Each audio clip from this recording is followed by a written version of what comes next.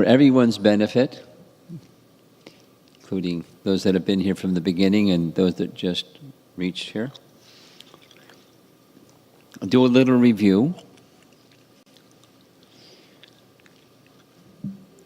Two things, two purposes for this seminar, focusing on the teachings of Prahlad, because the teachings of Prahlad are necessary to complete the whole picture of this wonderful story of Prahlad Maharaj and Lord Nrsingadev and so forth. So last year, this seminar covered its prayers, chapter 9. This is the teachings. In fact, that's how they're stored in my computer. Teachings, prayers, and the life. So we discussed the life of Prahlad Maharaj the first evening, and then we've been covering his teachings. So far, we've covered 3, so I'm going to review them quickly, because one of the things that I would like is this other part, is the big picture, how the whole flow works. Because we, from time to time, hear different sections or pieces from here and there, and how does the whole picture fit together? So that's the other purpose, is from beginning to end, the whole pastime. So when in the life of Prahlad, we heard even before Prahlad was born, the cursing of Jai and Vijay, the descent of Hiranyaksha, Hiranyakashipu, the killing of Hiranyaksha by Lord Vishnu, and so forth.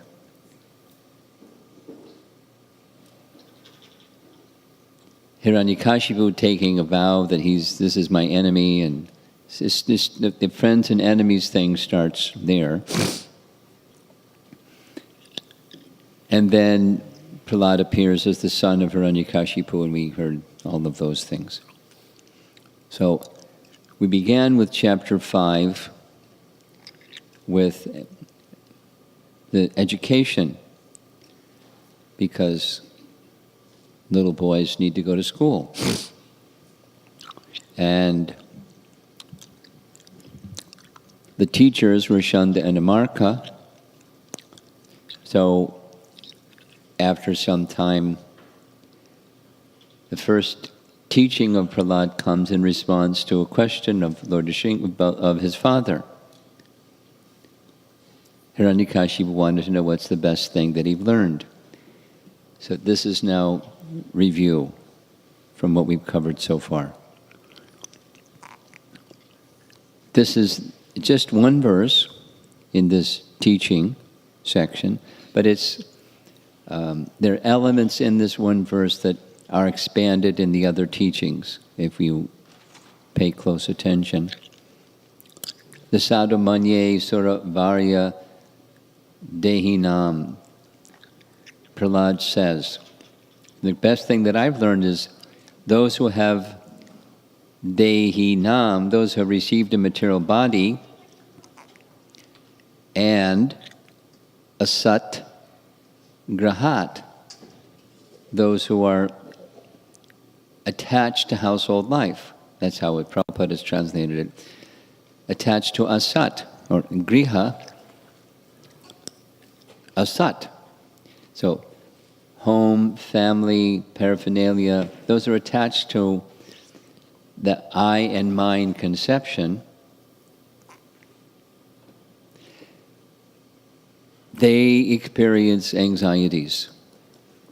Samudvigna, anxieties.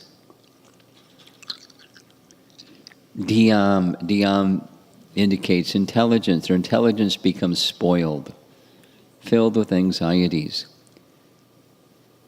He compares this condition, material consciousness condition, to andhakupam, a dark well. And one falls in a dark well that has no water but only misery. And then the last line, such a person should go to the forest, vanam. Vanam gato yad, dharyam, worship Hari, worship the personality of Godhead, ashrayeta, take shelter of him and worship him. Now, that's a teaching to Hiranyakashipu, king of the demons, who doesn't want to hear Vishnu anything. So he becomes disturbed. And speculation immediately starts. Where'd you get this? So he thinks it's one of the students that's polluted his consciousness to become a Vishnu Bhakta and warns the teachers, don't let this happen again. So the teachers, the next teaching comes, the teachers try to train him up to become a demon. And it's not working, and he keeps speaking devotional messages. So they want to know, where'd you get this? Same thing as Father had asked. And who is that enemy that has contaminated your consciousness? So, second teaching is focusing on something that comes up several times throughout his teachings, is this teaching of friend and enemy. Because as soon as you enter into the world of duality, you have sense gratification and those things that assist my sense gratification, that's a friend, and those that interfere or block or impede my sense gratification, that's an enemy. Or we discussed this. What does friend and enemy mean? We'll hear some further as we go along. So immediately he says, oh, I've heard about this concept from my teachers, from Narada, about those in internal consciousness seeing friend and enemy, and now I'm seeing it in front of me. My very teachers are in that disposition. And there is an alternative. The alternative teaching is to become a pandita, a learned person that doesn't make that distinction, friends, enemies. Rather, they see every one of us as an eternal servant of God. They see the soul. They see that which is, we just touch on this because this is review. Jiva Goswami in his Bhakti Sandarbha explains that when one is in contaminated consciousness, that which is spiritual is not seen as spiritual. Because there are some things in this world that are spiritual. The name, the scripture, the soul, and the devotees of the Lord, the process of bhakti. One doesn't see them as spiritual, one sees them as material. The deity, one doesn't see them as spiritual. One sees them as material. And when one is in this material consciousness, it's the realm of duality. So Prahlad takes it yet the next step, not just see the soul, but because that's a pandita samadarshana is seeing the soul, but then souls are meant for, their constitutional position is servant of the Supreme Soul, the Supreme Spirit. And in that sense, there's this not friend and enemy position. One who has spiritual vision doesn't see that. And going further, these terms in the next text, remember the question is, how did this contamination come from? Where did it come from? And who's the enemy? So this sva para iti, sva para, Prabhupada is again translated as those who think in terms of enemy and friend, Swapara, in his word for word, is one's own business and others' business. Like, my territory and your territory. I and mine. Swapara, friend and enemy. So an enemy can be somebody outside of your sphere of influence. It could be in your own home, and someone's an enemy because they interfere with your idea of happiness. So, swapara and atma, the consequence of this friend-enemy consciousness, the duality consciousness, seeing that which is spiritual as material, then one can't see the supersoul. Now, supersoul is there just like the soul is there, but one cannot see. So he's going to extend that concept and saying, you want to know where this is coming from? It's coming from supersoul. This consciousness, that's this one. This consciousness is come about by his will, and he's attracted me to him because he's all attractive. So that's the healthy state where one is not in friend-enemy consciousness. One can see the supersoul, and one can take direction from the supersoul. But he goes on to say those that don't take direction from the supersoul that way, take direction from the supersoul in a different way, the friend-enemy way, because it's how they regard the Supreme. So back to this one. Muyanti yat vartmani Veda vadino. Vada means doctrine, and Veda vadino, Prabhupada has translated as the principles of devotional service. Muyanti, this is review. Muyanti yat surayaha, the first verse of the Bhagavatam. Even the demigods, the suras, are muyanti, bewildered by the illusory energy, which is, this verse is saying the same thing. Even Lord Brahma can sometimes become bewildered. Muyanti yad vartmani. Vartma means the path. The path or the principles, the way of life of devotional service become bewildering. Certainly become bewildering to those who are in this duality position, the friend and enemy position. So then he concludes, that same Supreme Personality Godhead who has created this situation has given me the intelligence to take the side of your so-called enemy.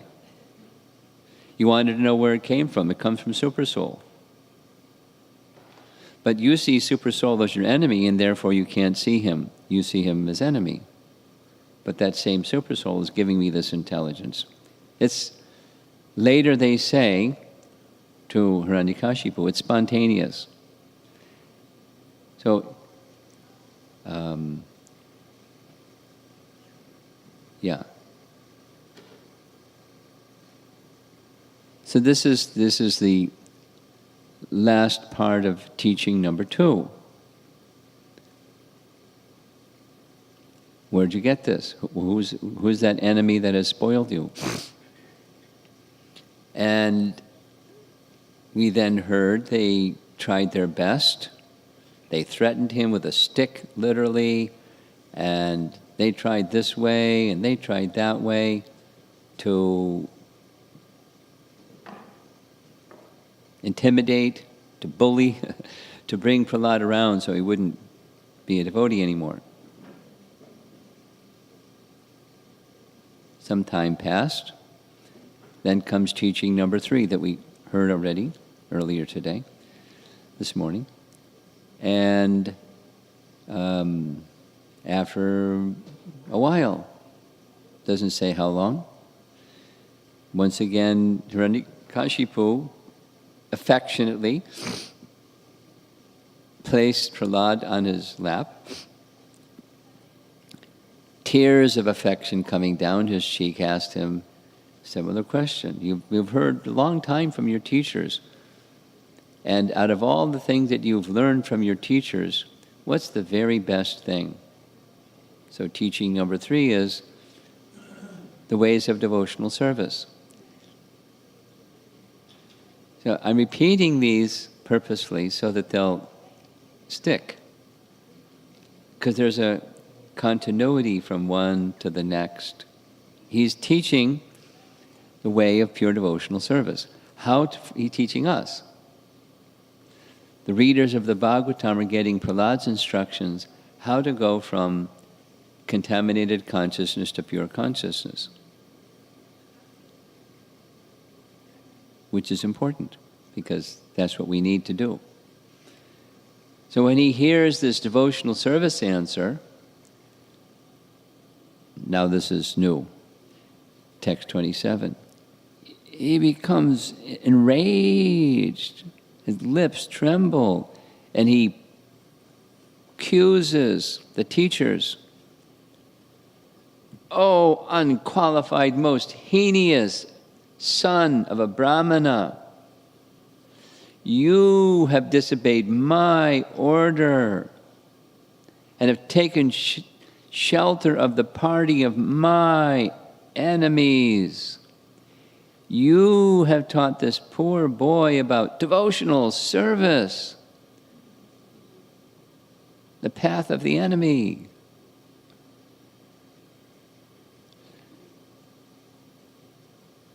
Well, they take exception to that and say, "Your son Prahlad, what he said wasn't taught by me or anyone else. He's a spontaneous bhakta, super soul somehow. Therefore, don't falsely accuse a brahmana. It's not a very good thing to do.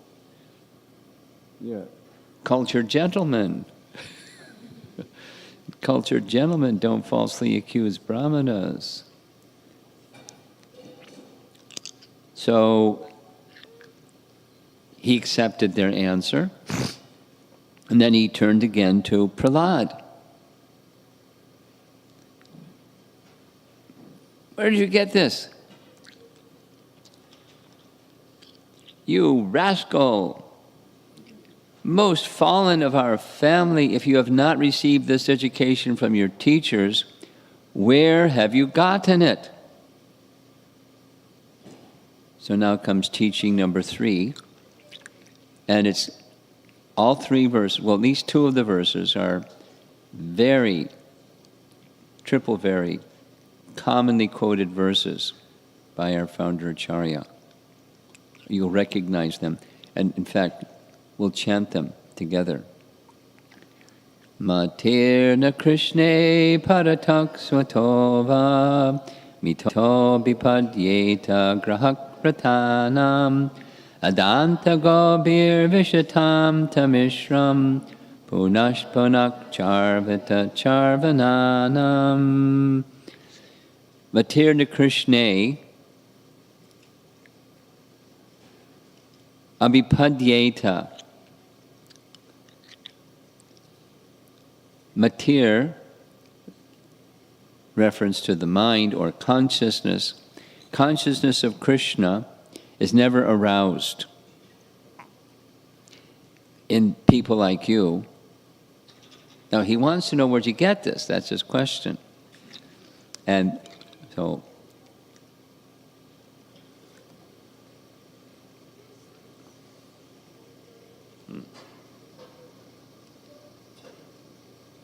Parata Svata Va Mito is translated as by the help of other people, by one's own effort or a combination.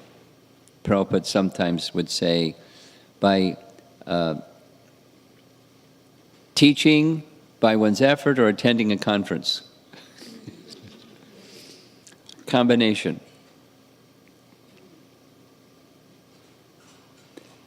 Krishna consciousness is not aroused for persons like you, for graha pratanam. So very similar to this asat grahat. Language is different, the meaning or the essence is quite similar. Griha, vrata, We're going to hear little Prabhupada's words on Griha Vrata, but Vrata means vow, and Griha Vrata, those that are attached to Griha. Same as this very first teaching, those that are too much attached to family life. Same point that Devahuti speaks to Kapila Dev. I'm too much attached to family life. Now, family life is part of life. Generally, there are persons that don't enter family life. And when one enters family life, becoming unduly attached to it is common. And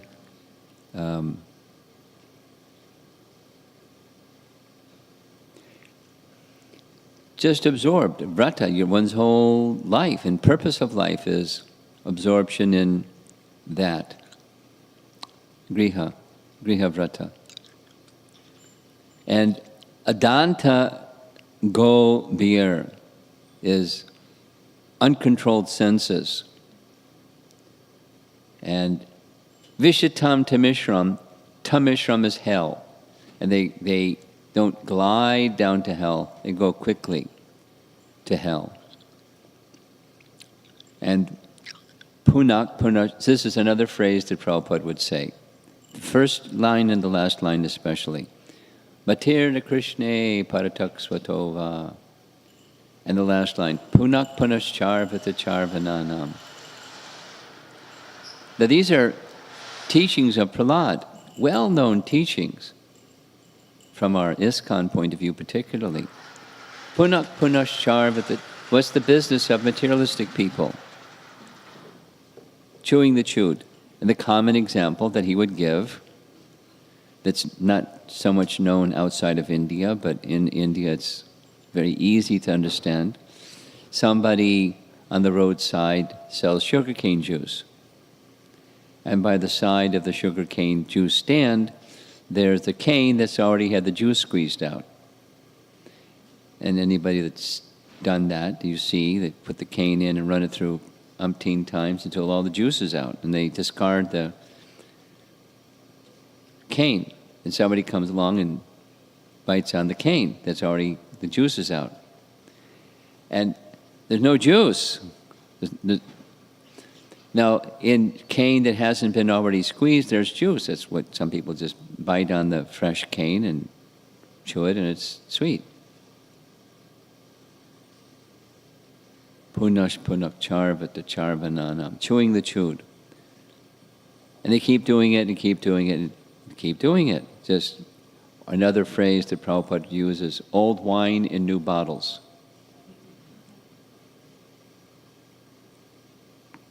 Same thing, over and over and over and over and over and over. Try it this way, try it that way, but it's the same thing. And there's no juice. Same, this andakupam, a dark well where there's no water, but only misery. Different metaphors to explain that the expectation of happiness isn't there. But that doesn't stop people from going for the expectation of happiness objects through just do it differently, do it smarter, try it this way, try it that way. Chewing the chewed. So here's the translation.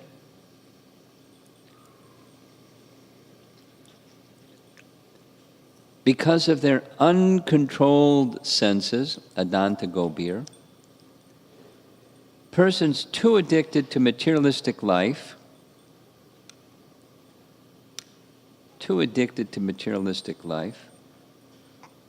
griha vrata, make progress towards hellish conditions, vishatam tamishram, repeatedly chewing that which has already been chewed. Punak punascharvata charvananam. Their inclinations toward Krishna are never aroused. Matir na Krishne abhipadyeta. Either by the instructions of others, parata, by their own efforts, svata, or by combination, mitta. Hopeless cases. Dad, even if I explained to you, you wouldn't understand. Even if you tried to understand, you wouldn't understand. And a combination of the two, you wouldn't understand. You're asking, I can give an answer, but you wouldn't understand. Because of your grihavrata and adanta gobir position. Too much attached and uncontrolled senses.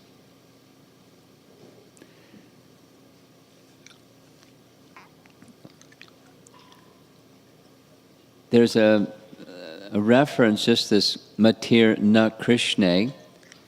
There's a nice reference, just moving over to the side a little bit.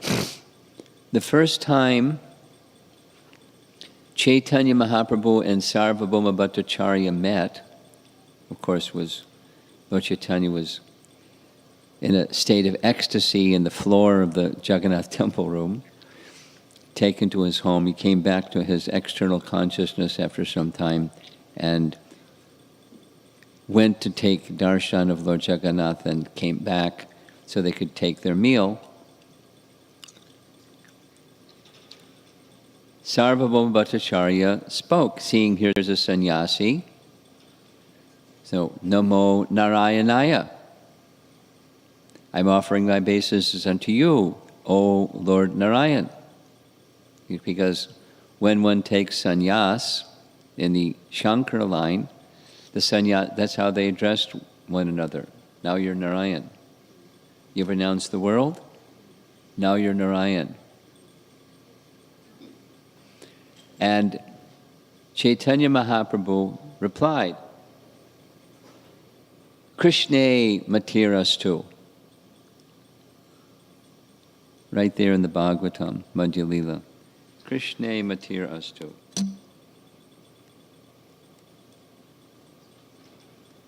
Okay. And from that, Chaitanya Charitamrita says, he could understand he's a Vaishnava. Instead of Namo Narayanayana and saying the same thing back, he said, Krishne matirastu. So this is matirna Krishne abhipadyeta. It's never aroused. And there's these same two things, I and mine.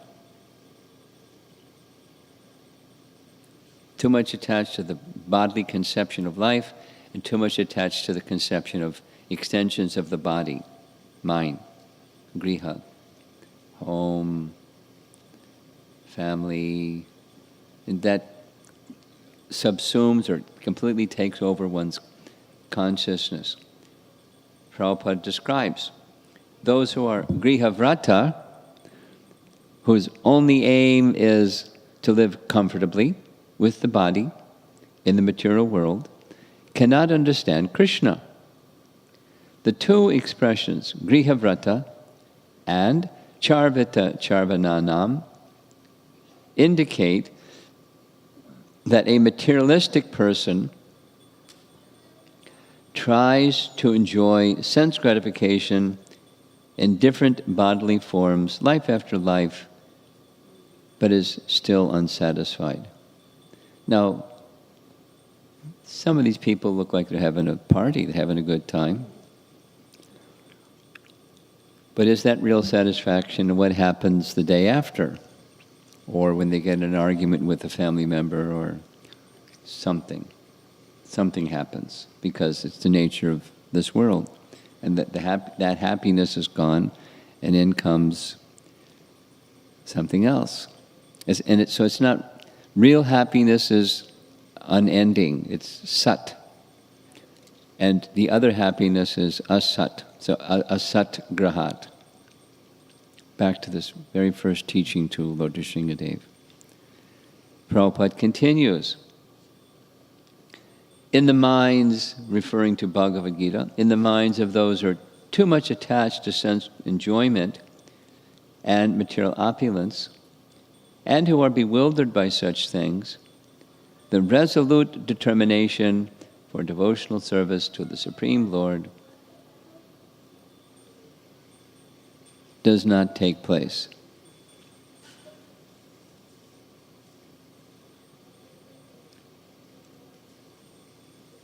Can the parents take care of their children? Thank you.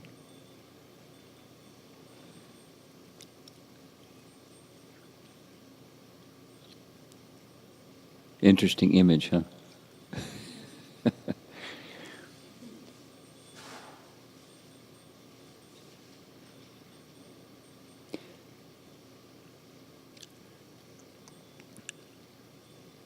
Rather, Prabhupada's teaching in the purport is one must try to understand Krishna by serving a devotee. He quotes Rishabdev, Mahat Sevam Dwara Mahur Vimuktes. I think most of the devotees know that verse. Mahat Sevam, the service to a Mahat, service to a great soul. Dwaram, that's the door or the gateway, the passageway to mukti, to the realm of transcendental liberation, ahur vimuktes. So that's how we can understand Krishna. We're not overly absorbed asat grahat or grihavrata in this material consciousness of I and mine.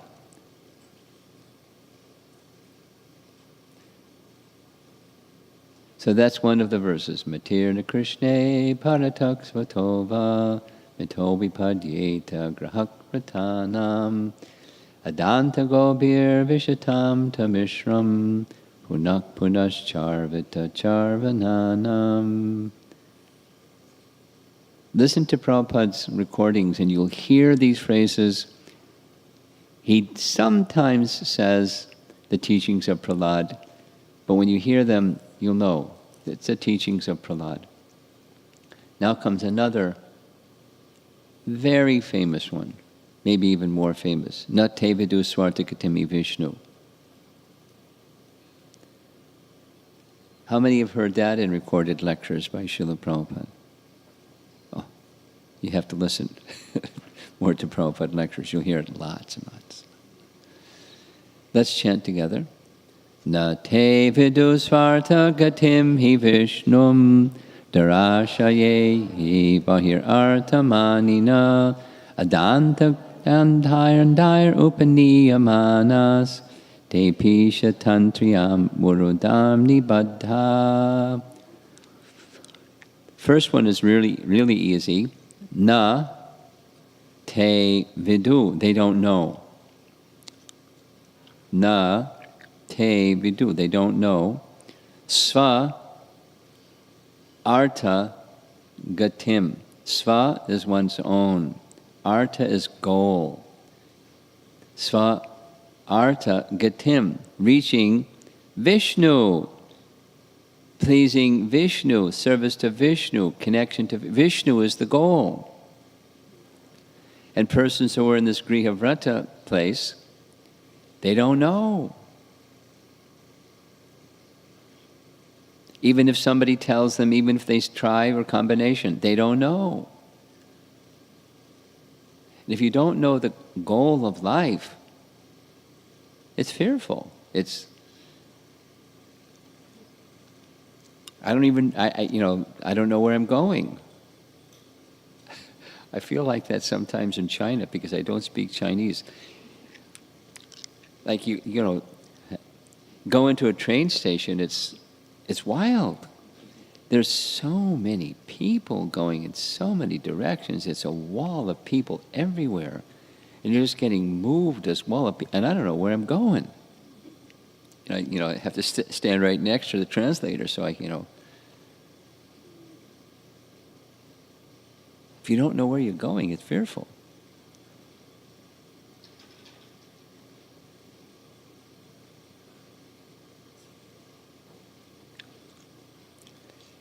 Na te vidu swartakatimi Vishnu. It has so many applications, that phrase. Dur ashaya. Asha is desire, and dur ashaya. The desire for material enjoyment. Dur ashaya.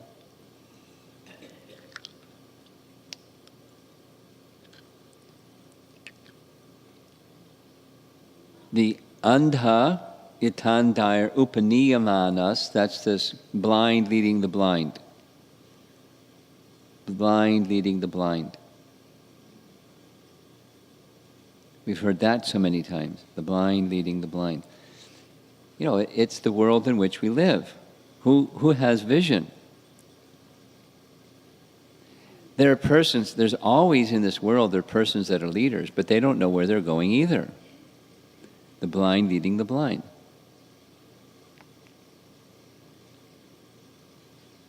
Like democracy.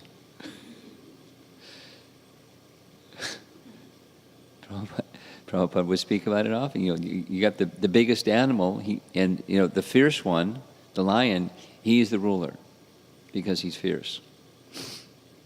So he becomes the ruler. But he doesn't know what the goal of life is, and he's the blind person leading the blind persons. Whether it's democracy or oligarchy or whatever it is, they don't know the goal of life, and they're leaders. And they're leading people into the ditch. It's the way of material life. That's the diseased condition or the default condition. There's the reset position. That's what Prahlad is attempting to do, even with his father. It started the very first thing, go to the forest. Go to Vrindavan and worship the personality of Godhead.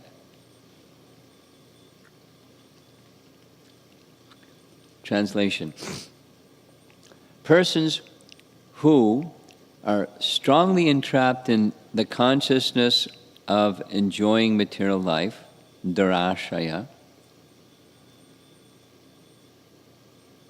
and who have therefore accepted as their leader or guru a similar blind man attached to external sense objects.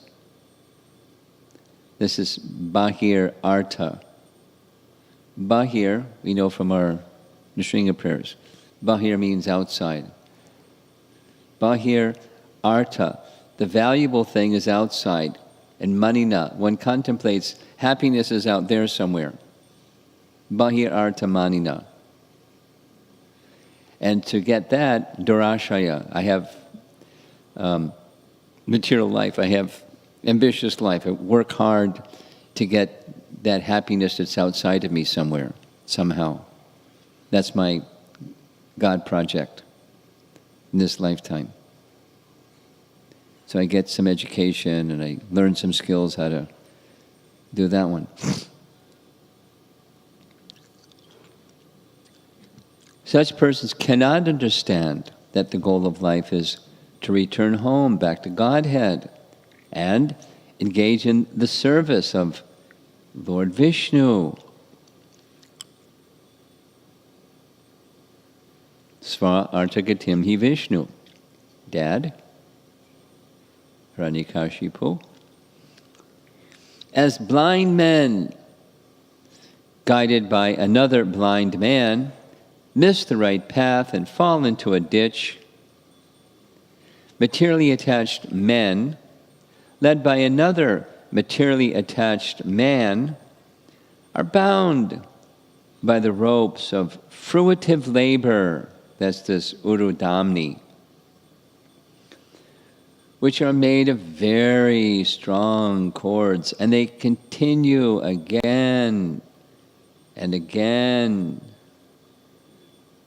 in materialistic life, suffering the threefold miseries. Saint Punash Punak Charvata Charvananam. Just keep doing it, like donkeys, again and again and again and again. Not only this lifetime, lifetime after lifetime. The light doesn't go on. Just keep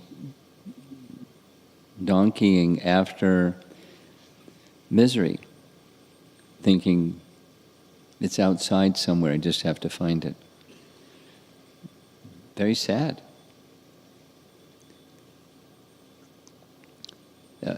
Dutch painting of a blind person leading other blind persons. A classic. Well, it's not only in the Bhagavatam, it's from other cultures, people understand that same phenomena as well. So how do you find a person that can see? A tattvadarshi. That's the indication of Bhagavad Gita. Tadvidhi.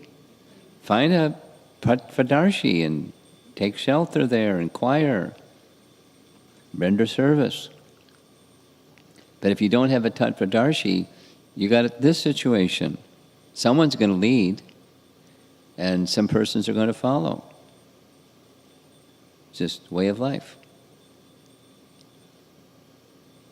Therefore, one requires a teacher, a leader, a seer, who has received proper knowledge. So this Prabhupada's purport.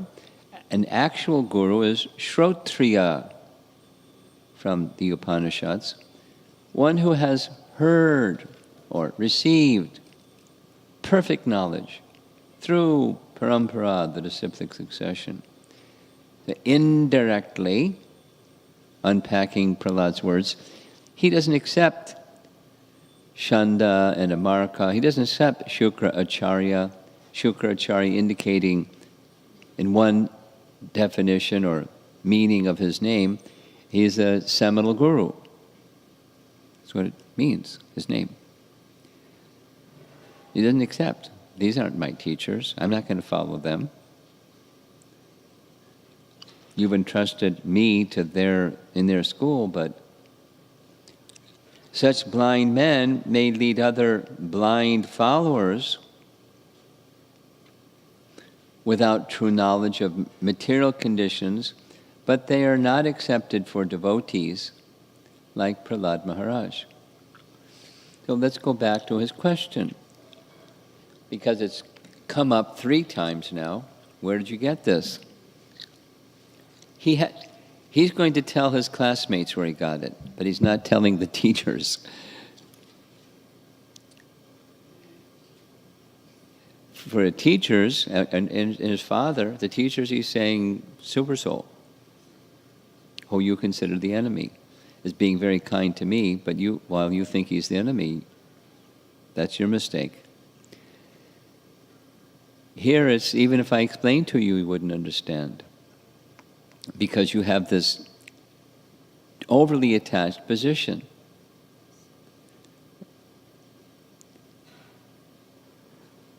So how, when people are overly attached, in practical terms, what can we do? Well, we don't stop being a devotee.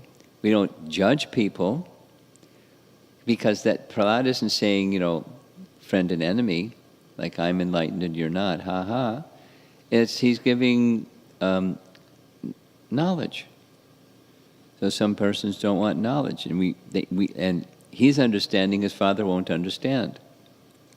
So for us, we can give the holy name, we can give prasadam, we can give a good example, teach by example the life of a devotee.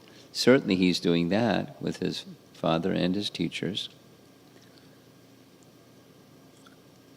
Then he gives the solution, which is the 3rd part of this evening's teaching. There's the lotus feet of Srila Prabhupada, and the dust from the lotus feet of such a person is this final verse, not so much often quoted except this kinchananam, this phrase here. This kinchananam, mahiyasam pada rajo abhishekam, pada raja abhishek, by taking abhishek or bath in the pada raja, the dust of the feet of Mahiyasam, of great souls. Mahiyasam pada rajo abhishekam niskinchananam na ranita yavat. Here's the translation. Unless they smear upon their bodies the dust of the lotus feet of a Vaishnava who is in this kinchananam, completely freed from material contaminations, niskinchana.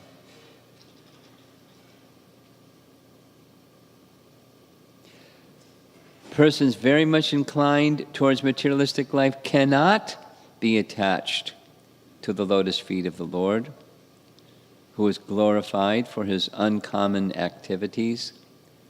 That's this urukramangrim, urukramangrim, glorified for his uncommon activities.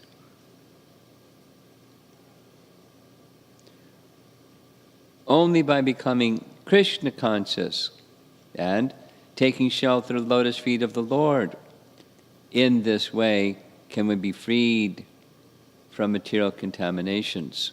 So it's not a new teaching. It's a universal teaching because of just spending so much time in Puri, not just the yatra.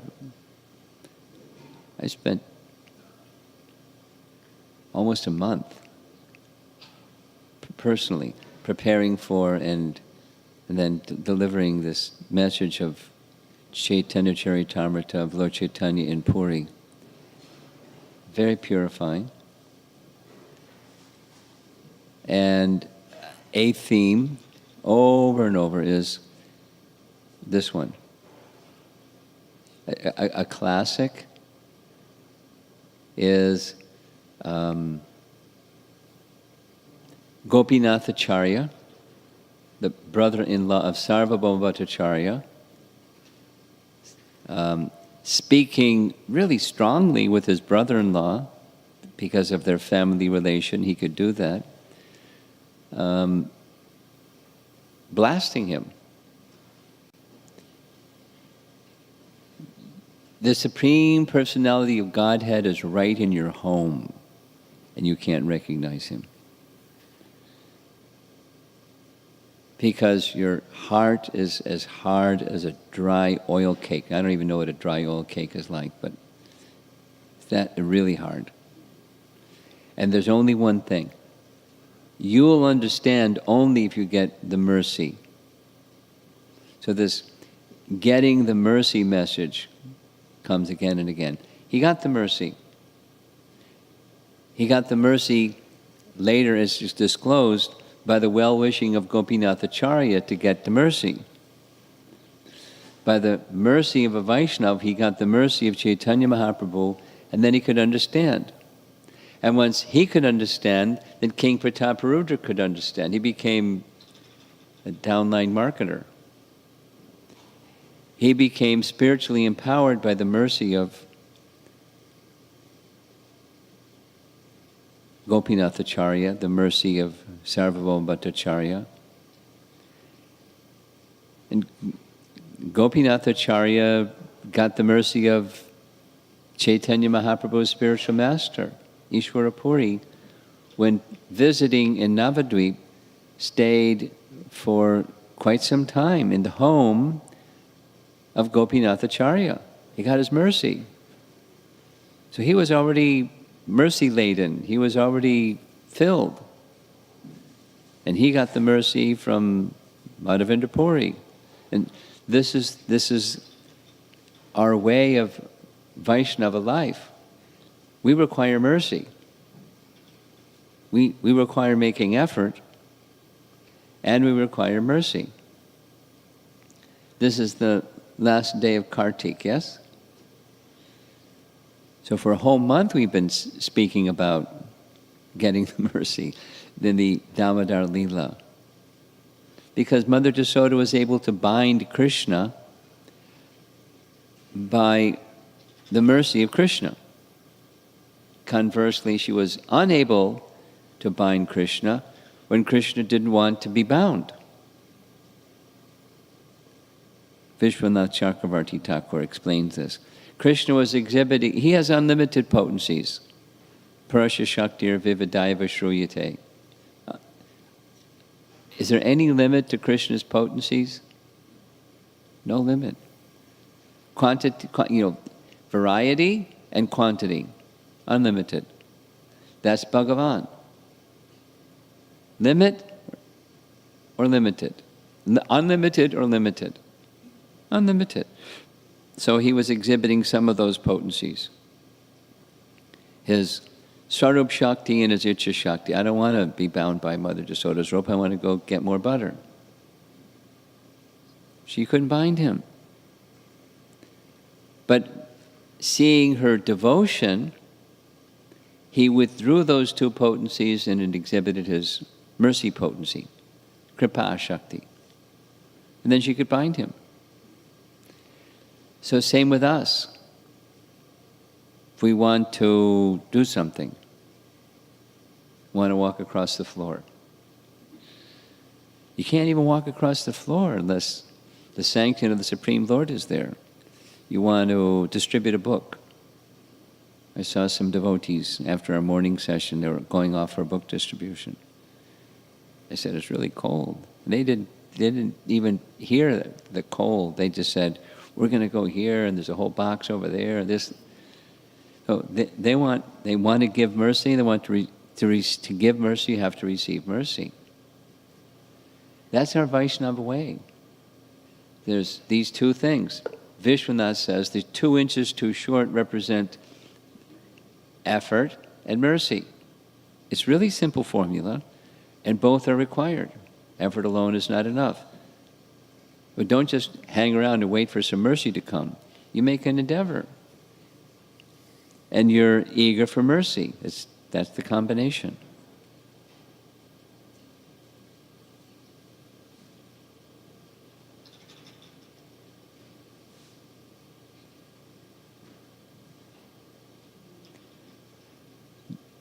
So specifically the language in this verse is Padaraja Abhishekam.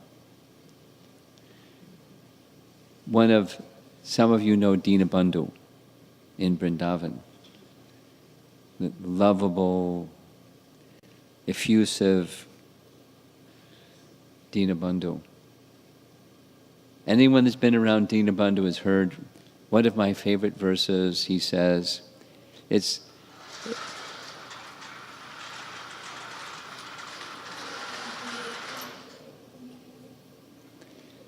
at Ter Kadamba.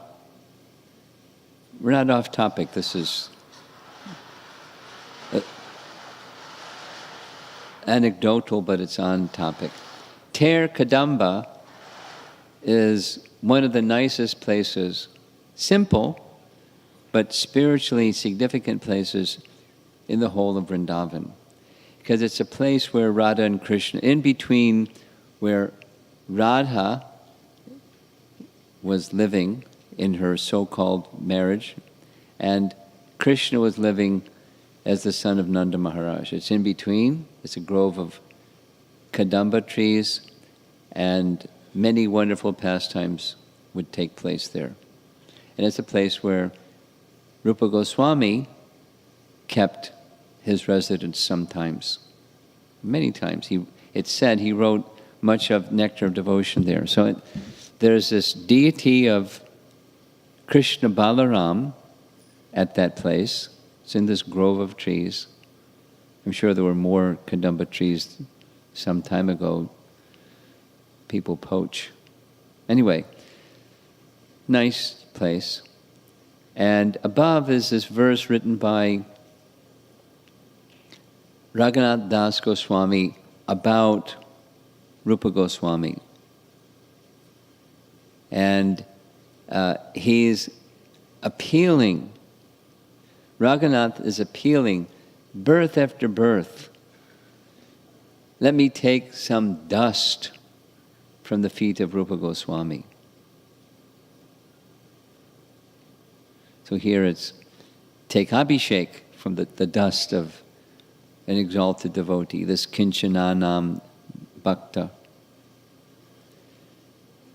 Mercy. And if one is eager for mercy, Krishna is not going to disappoint you. You may have to be patient, that's fine. Krishna will not disappoint you. Always, he's very kind. So, becoming Krishna conscious brings about this word that's in the verse, anartha apagama. Anartha apagama. Right here. Anartha apagama. Becoming Krishna conscious brings about anartha apagama. What's that? The disappearance of all anarthas. Yay! The miserable conditions we have unnecessarily accepted. The image here is the Chetadarpana Marjanam, cleansing the mirror of the heart. So it's the chanting of the holy name, and the bhakti process itself is purifying. We heard this morning about the purification. Hiranyakashipu needed purification. Prahlad was offering it. His purification was his undue attachment to money and women. And Prahlad was offering him purification. That we heard about this ultimate purification. It's Vaikuntha consciousness, total absorption in the personality of Godhead. So the process of devotional service carries one to that place. Anartha apagama. Then there's the negative. There's other things that people try instead. They don't want bhakti. They don't want to surrender. That's demeaning. So they try some other method. Prabhupada quotes Mandaka Upanishad. Nayam Atma Pravachanena Labhyo Na Medhaya Na Bahuna Shrutena. So to become Atma, to become self-realized, it's not going to happen by academic education, bahuna shrutena. It's not going to happen by presenting lectures in an erudite way, pravachanena labhya, or by being an intelligent scientist. Na medya. That's exalted by worldly standard, but it's not going to bring the desired result. Rather, unto those great souls who have implicit faith in both the Lord and the spiritual master are all the imports of Vedic knowledge automatically revealed. This is another verse that's good to know. It's often quoted by Srila Prabhupada. Does anybody know the verse? Would like to recite it?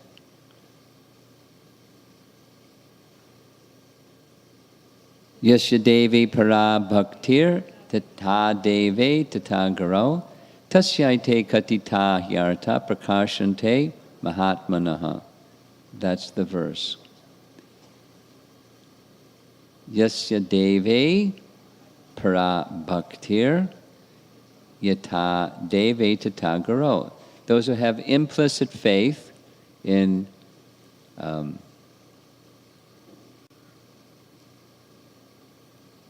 Lord and the spiritual master, the import of all the Vedic knowledge is revealed.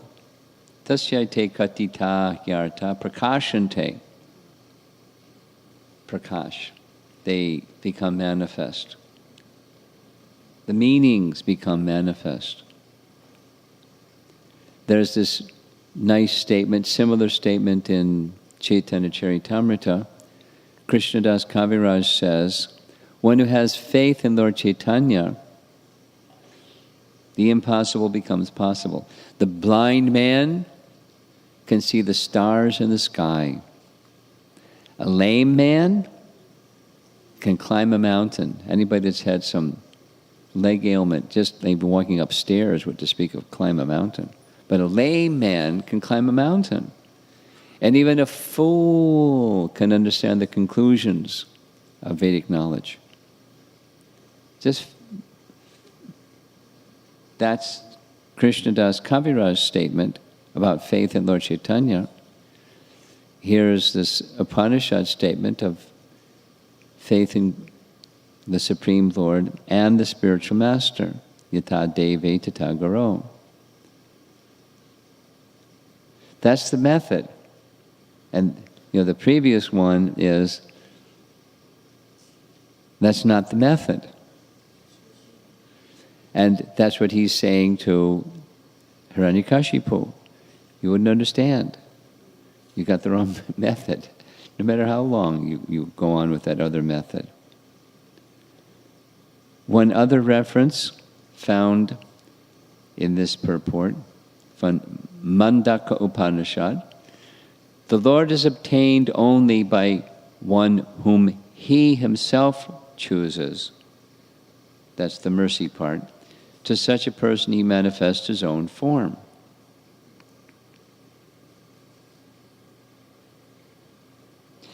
Doesn't mean there's no effort required. It means it happens when mercy comes.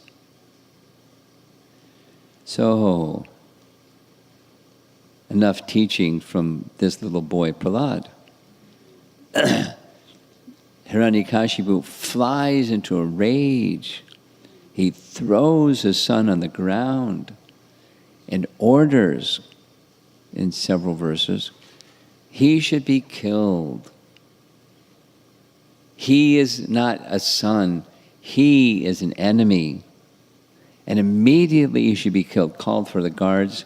And the next section is all the unsuccessful attempts to kill Prahlad. That's, a nice section of chapter 5.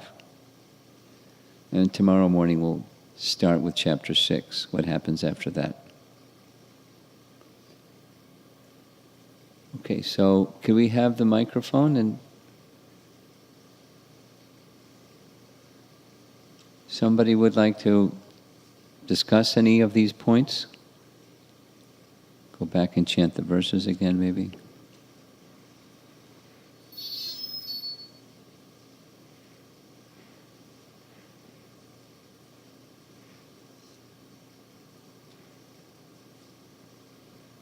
It's very complicated back there. I don't know how they keep track of everything. The sound room.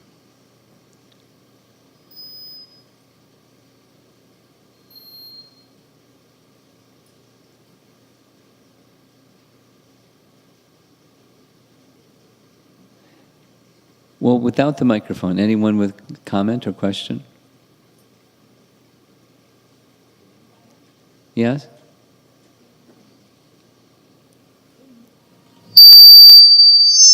I can give you my microphone.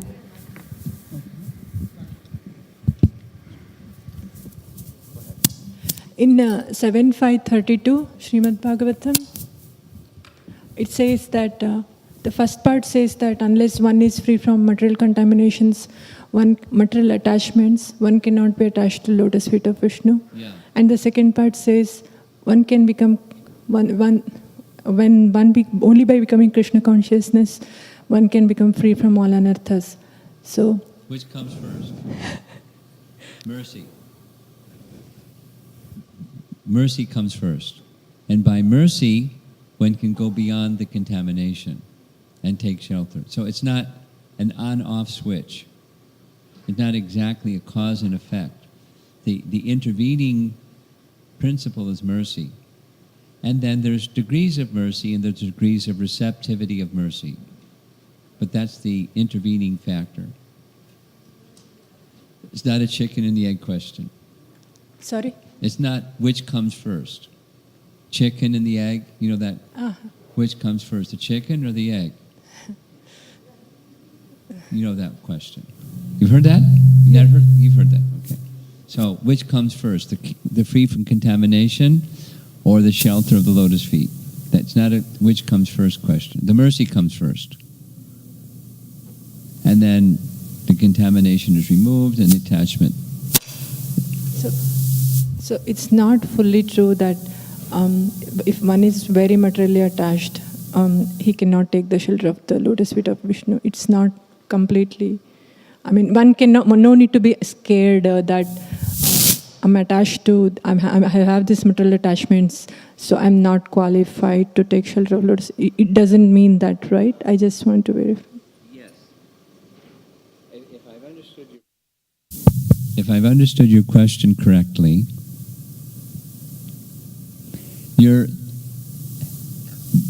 you or any one of us is not excluded from shelter of the lotus feet of the Supreme Lord if we have contamination. That's a major part of Prahlad's teaching.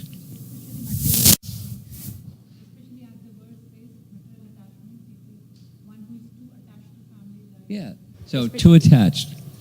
You know, it's not just semantics, it's consciousness. So, you're attached. Your son is fantastic.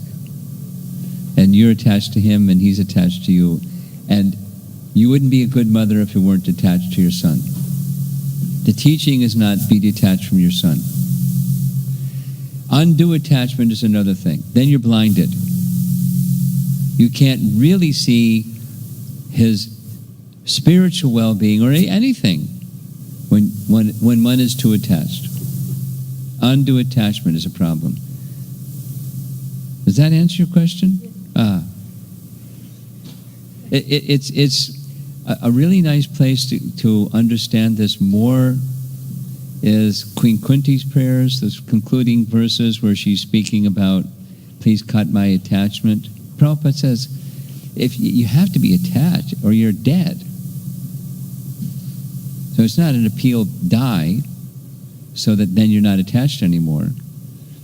But it's the undue attachment. The undue attachment that blocks, the result of which is it blocks the sense of connectivity with Krishna. Rather, being a mother to your wonderful son is part of your service to Krishna. It can help you in your service to Krishna and your attachment to Krishna. That's what it's meant for in the transcendental sense. But that's dependent upon consciousness. And the Krishna consciousness is dependent upon mercy and eagerness for it. Okay? Someone else. Someone else had their hand up. No. Okay, yes, back there.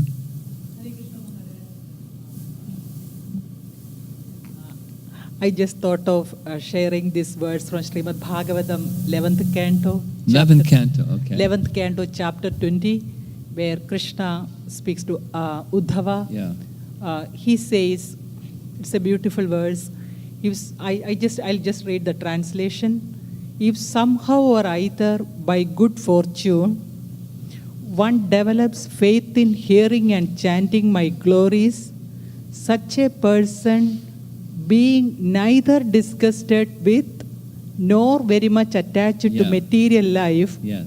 should achieve perfection through the path of loving devotion to me. Yes. There's another verse that says similar.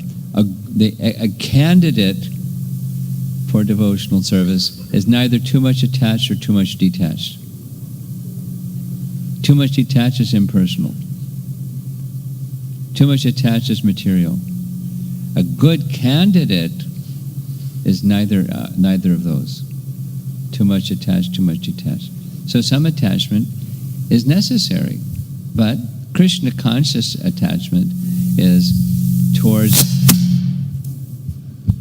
the end of service to Krishna, with that objective, like this earlier question of this afternoon, or late morning. Pleasing Krishna is the goal. That's the point of spiritual attachment. Pleasing Krishna is the goal. It gets mixed when we're overly attached, and then we get blinded to the real goal. We can't see And then we get another kind of intelligence, the attached intelligence.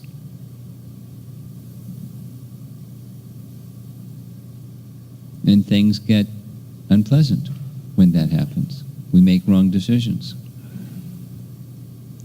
etc. Resentment and misunderstanding, and we know that territory too well. So then the other is Krishna conscious. Yeah.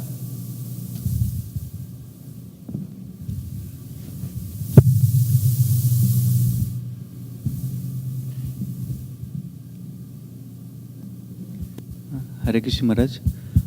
In the 32nd verse, the description is about how dust from the lotus feet of a pure devotee is required for someone to develop attachment to Krishna. So is that only literal meaning, or something else also we need to learn from it?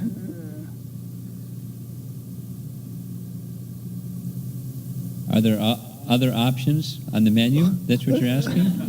No. Is the best way is to request everyone for their dust, or what is the right thing we should understand from there? I didn't get your question. Say it again slower. Oh, sure. Help me say it slow. Yeah. 32nd verse, the first portion. Yeah. First portion talks about taking the dust from the lotus feet. Yeah. I should take that as literally. And Literally. Literally, yeah. That's your question? Yes. Or what are the right way to do it? Yeah. Well, it's explained in some places, receiving the instructions of and carrying out the instructions of, that's the meaning, or that's a meaning. It can be both. You could say literally, but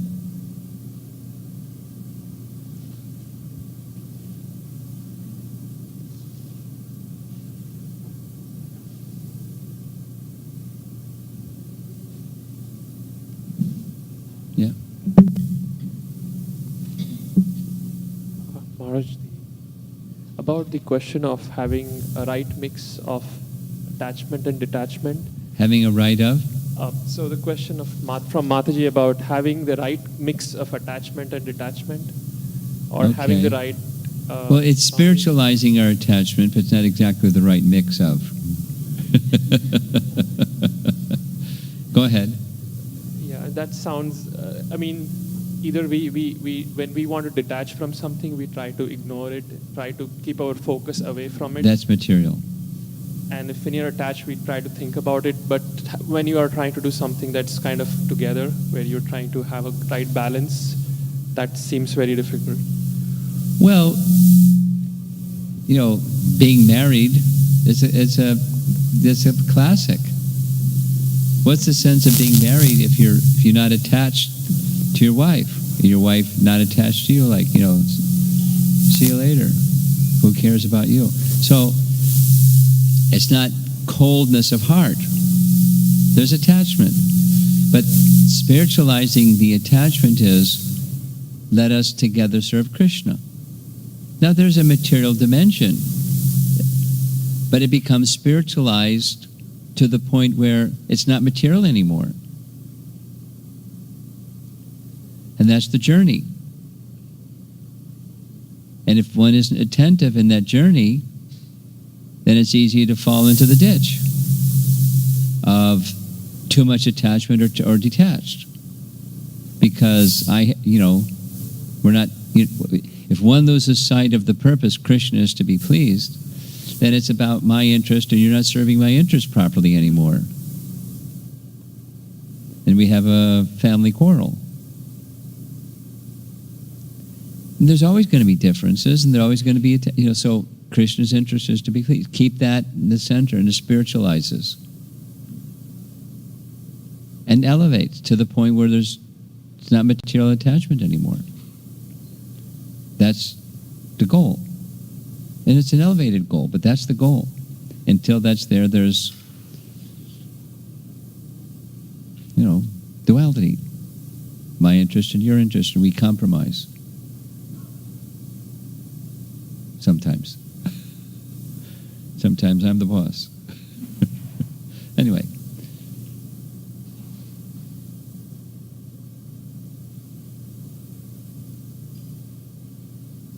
Yes.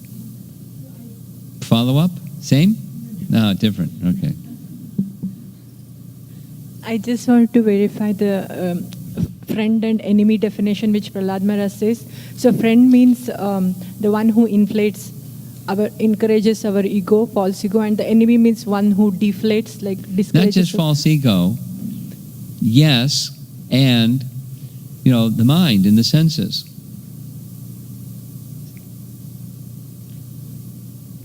The language that's used by Kapila Dev is what the Prabhupada translated as separatist.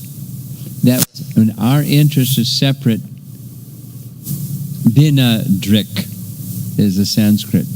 One sees one's interest separate from the interest of the Supreme Lord. So false ego, mind, and senses, so that's an enemy. You're interfering with my sense enjoyment. You're interfering with my conception of what happiness is. You're blocking the sun. Can you get out of the way, please? Because my happiness is when there's sunshine. Can you get out of the way? And they don't get out of the way, so they're an enemy. The mental conception of what's good, what's bad, mental conception. Now there's a transcendental conception and there's a mundane conception. So the friend-enemy comes on the mundane platform. It centers around the mind and the conceptions of life that we carry in the mind. But, it's energized by, as you said, false ego. But it's not the whole picture. It's the holistic picture of I'm meant to be the enjoyer. You're interfering with my enjoyment. Can you please get out of the way? You're an enemy. If you don't. If you get out of the way, you're okay, you're nice. Helps you. Look, we've all been through it. We had friends, and then we became devotees, and then those people are not our friends anymore. We all went through it. Because friendship means, you scratch my back, I scratch yours.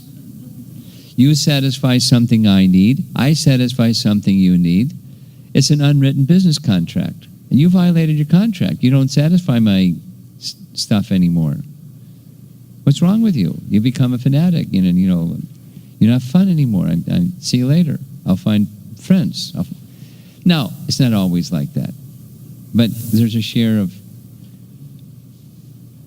that kind of thing. That's what a friend is. We assist one another in fulfilling our expectations for happiness. Senses, mind. The intellectuals.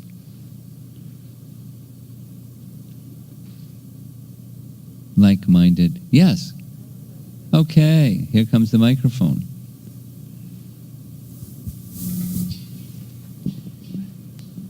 Haribol. Haribol. So before I ask, I wanted to say that I really related to your Chinese train analogy. Like when I'll be walking in school in the hallways during passing, there'll be so many people going in so many different directions. Some of them will be laughing, some will be talking about the grades. And I feel and I know that if I didn't know Krishna was the root cause of everything, I would feel so lost. Could you speak right into the microphone? I would feel so lost. But I wanted to know, how do you personally, how do you work with knowing that things will be okay and that Krishna will take care of everything? When you look at the news and when you read the headlines and stuff like that, how do you know? How do you know Krishna will take care of everything? Well, He's the supreme. It's faith. It's reality. He is the supreme controller. Now, he doesn't like everything that bad people are doing. He doesn't like everything that bad people are doing. But he sanctions, not a blade of grass moves without the sanction. So he's sanctioning everything, whatever that everything is. He's there. And when it gets really bad, he comes and, eliminates and leaves the good. Because he's all powerful. So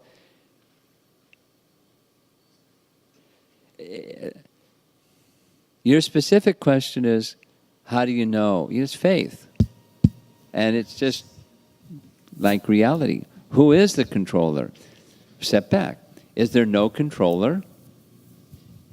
Or is there a controller? And if there's a controller, he's always in control. Even when it's bad, crazy.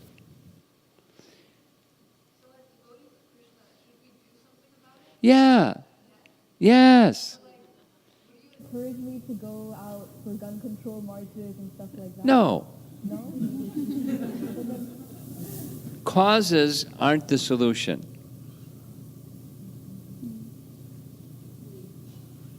What's the solution? Look to Vyasadeva. Vyasadeva saw everything that you're reading in the paper. He did, yeah. And what did he do? Srimad Bhagavatam. That's what you should do.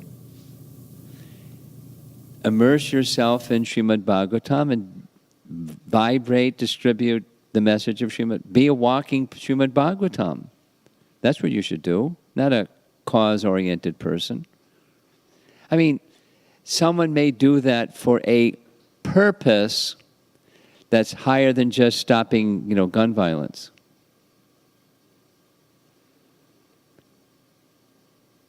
Like, we're not a vegetarian movement. We're a Krishna conscious movement. So there are people that advocate ardently. There's even devotees, good devotees, that do that. It's purposeful to bring people into the house of bhakti. People go out in, disaster area, devotees, and give Krishna consciousness to the people in the disaster, not just like give them beads. Build their houses and help them go with medicine and clothing and get their lives back together in Krishna bhakti.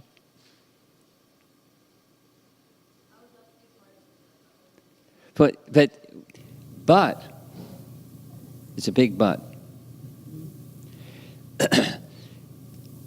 What's your capacity really? So the first things first. What's your capacity really? It's like, this wonderful story. Gorkishore Das Babaji, someone came to meet him saying, I want to cure people spiritually and be a medical doctor. Like a Krishna conscious Murray Gupta. And he just blasted them. So, because it was more aggrandizement and more material philanthropy than it was, giving Krishna consciousness. So first thing first. So we may do so many things.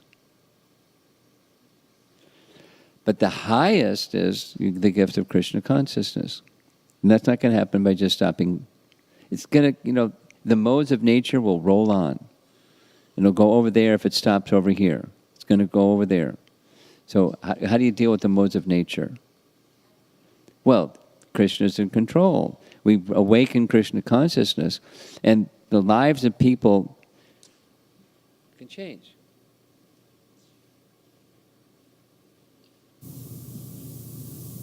Thank you. It depends on your capacity, how much you're going to be an instrument of Krishna to bring about that change. That's where your first attention goes.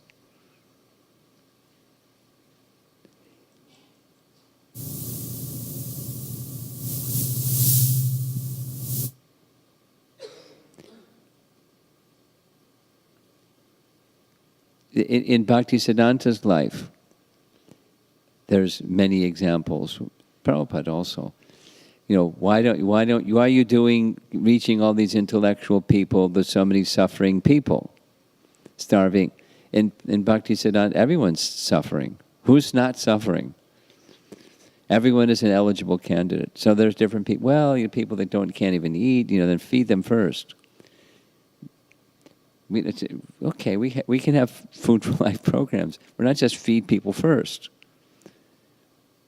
It's part of the package of give Krishna consciousness and look at the whole picture, and because it's not sufficient. Where's the gun violence coming from? It's not just coming from guns. It's coming from tamagun. An overabundance of tamagun. Overabundance. And some people do it, more people do it, more people do it. Just like, everything that's dark. So how do you overcome darkness? How do you overcome bhakti? That Prabhupada's arrival message in Boston Harbor. How are these people going to receive? But when they received by Krishna's empowerment, their lives changed. And, life of degradation became a life of elevation. To become such an instrument. And then the gun control is a subset, because it's coming from the mode of ignorance. Or so many drug overabuse, accidental death, and so many, narcissistic things going on in our society. Where's that coming from? And what's the solution? People looking for external happiness, and they're not finding it, so they're getting frustrated and going nuts, and doing nuts things.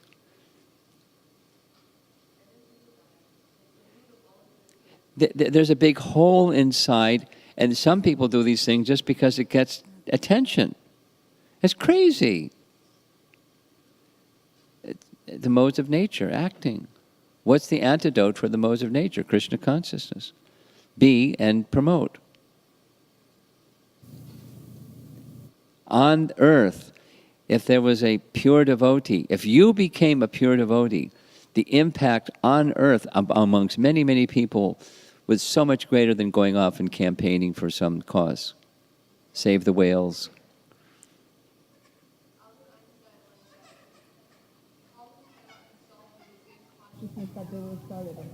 Yeah. You got it. Now, someone could make a career. Someone could become whatever it is, career person with mental illness or something. But anything. But if Krishna consciousness is not behind it, just as that quote that you just gave, it's ignorance being furthered.